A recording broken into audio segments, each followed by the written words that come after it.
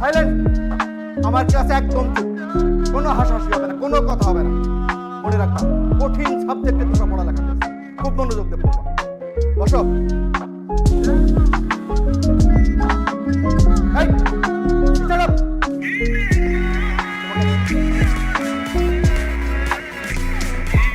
এই মেয়ে।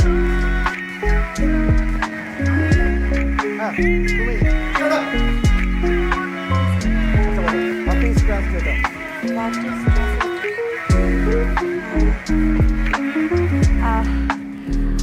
Translators cover a class. Translator covers a class. এই, শুদ্ধ করো বলো। Sorry, sir. Please, sir. Sorry কেন? আর পারবাই বা কিভাবে? কেন পারবা? যেই পরিমাণ মেকআপ করো, মেকআপের পিছনে তো সময় বেশি ব্যয় করো। লেখাপড়ার সময় দিয়ে যাও, সময় তো দিতে পারো না। আচ্ছা, তোমার তো আরো ফ্রেন্ডরা আছে, তারা কি তোমার মতো এত মেকআপ করে আসে? শুনো, শুধু মেকআপ করলে হবে না, লেখাপড়ায় মনোযোগ দিতে হবে। আরে এটা কি এফডিসি? তুমি কি সিনেমার নায়িকা হইতে আসছো? আর আমি কি সিনেমার পরিচালক যে আমার সামনে মেকআপ করে সেজে গুজে আসতে পারে আমি নায়িকা বানাই দিব? যত সব স্টুপিড। লেখাপড়ায় কোনো মনোযোগ আর কি করো? সারাদিন করোটা কি? টিকটক করো না, আর ফেসবুক চালাও, টিকটক স্টার হয়ে যাবা। Sit down.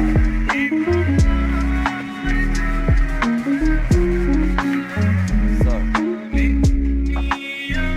সেটা কোশ্চেন করতে পারি? যা বলা তাড়াই বলো। আমার একটা কোশ্চেন ছিল। স্যার, আমি অনলাইনে এক্সাম দিচ্ছিলাম, এখানে একটা কোশ্চেন ছিল, মেট্রো রেলের বগি কয়টা?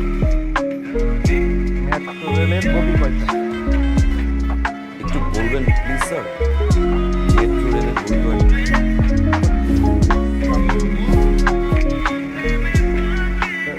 সরি, এই মুহূর্তে মনে পড়ছে না, তোমাকে আমি নেক্সট ক্লাসে জানাই।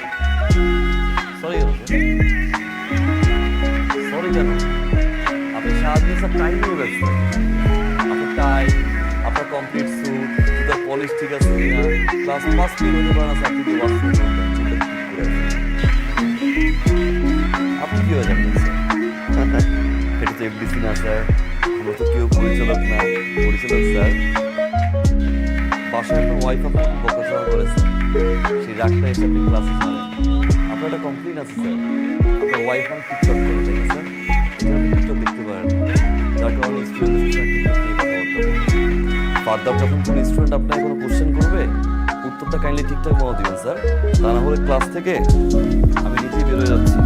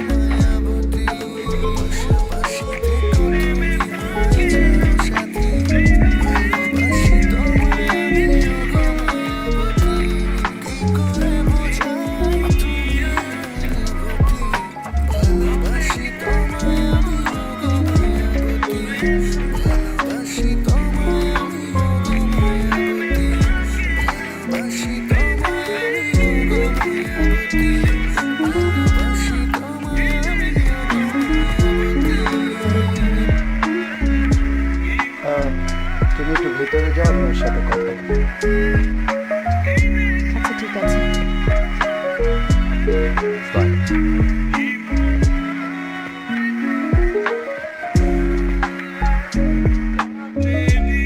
তুমি কিভাবে ভাবলে তোমার মতন একটা ছেলের সাথে আমি আমার মেয়ে ট্রিনার বিয়ে দিই? তুমি কিছুই করো না, বেকার। গ্র্যাজুয়েশনটা পর্যন্ত তোমার বাবা একজন সাধারণ কর্মচারী।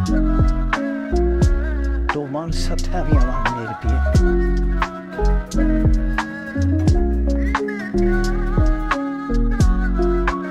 ঠিকই বলছিলাম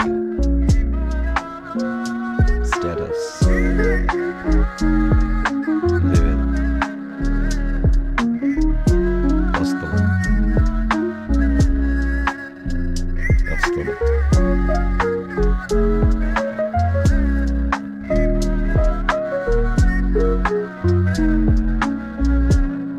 তবে আঙ্কেল আপনার লেভেলই এবার ভাই আমি আসবো, তাহলে আপনাকে আমি নিয়ে আসবো। 5 তলা আর গাছতলা সমান করে দিব। সিরিয়াসলি আঙ্কেল, আরো কিছু বাকি আছে আঙ্কেল। সাইকো লেভেল করছিলেন না, আজকে যদি আপনার লেভেল রাখে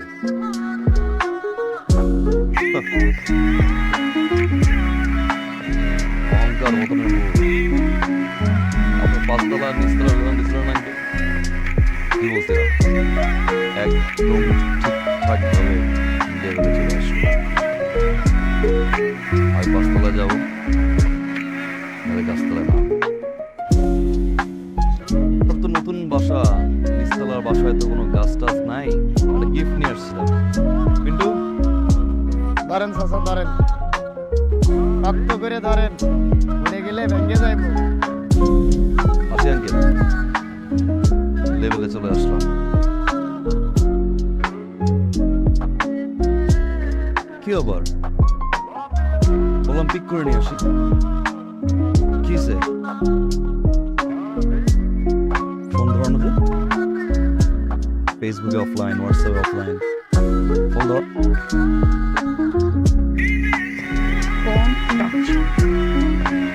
কার সাথে কথা বলবো? একটা বিয়াদবের সাথে, একটা অসভ্যর সাথে, মানে অমানুষের সাথে, যার মধ্যে মনুষ্যত্ব বলতে কিছু নাই। আমি তোমার এই চেহারা তোমার জীবনে দেখতে চাই না। কোনোদিন। আমি তোমাকে just ঘৃণা করি তোমাকে আমি। কথা শোনো, এই একদম পরিশোধ হয়ে যাবে।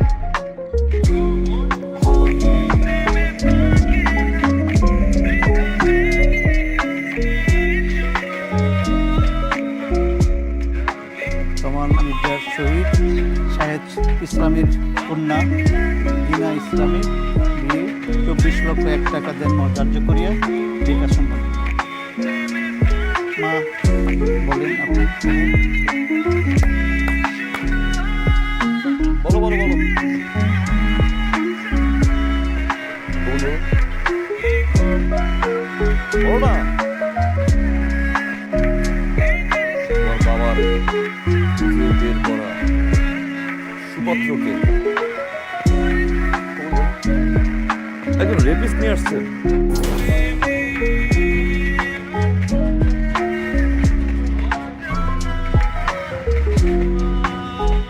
তুমি কে রেপিস্ট? 2003 সালে স্কুল পড়ুয়া একটা মেয়েকে 6টা ফোন দিয়ে ধর্ষণ করে, আর সেই 6 জন জানোয়ারের বাচ্চার ভিতরে এই জানোয়ারের বাচ্চা একজন জুলাই মাসে মালয়েশিয়া চলে যায় পলাতক ভাবে। 13 বছর পরে দেশে আসে। দেখেন আপনার সুপাত্রের নিউজটা অনেক কষ্ট করে ম্যাচ করছে, পত্রিকাটা পাওয়ার না।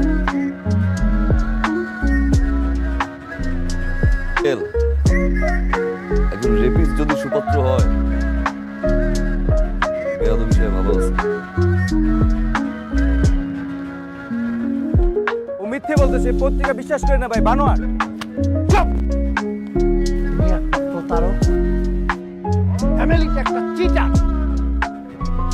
এই রেপিস্ট ছেলের সাথে আমি আমার মেয়ের বিয়ে দিব। বেরোন এখানে। ভাইজান একটা কথা শুনেন। চুপ! একটা কথা ভাই। আর একটা কথা বললে পুলিশ ডেকে ঘাড় ধাক্কা দিয়ে এখান থেকে বাইরে। আঙ্কেল, পুলিশ ডাকার কোনো দরকার নেই, আমি সাথে করে নিয়ে আসছি, নিচে গেটে আসছি। হ্যাঁ প্লিজ আপনি যান, ওসি সাহেব দাঁড়িয়ে আছে, যান যান যান আঙ্কেল সাথে আমি সারা ঘুমাতে পারতাম, কিন্তু এখন আমি নিশ্চিন্তে ঘুমাতে। না, সেদিন আমি তোমাদের সাথে সত্যি অন্যায় করেছি। আমার অর্থের গরিমায় আমি তোমাদের সাথে সেই অন্যায় করেছিলাম আর তোমাকে ছোট করেছি। আমি চাইলেই সেদিন তোমাকে বুঝিয়ে বলতে পারতাম, সবকিছু সমাধান হয়েছে। আমাদের বিয়েতে এখন আমার আর কোনো আপত্তি নেই।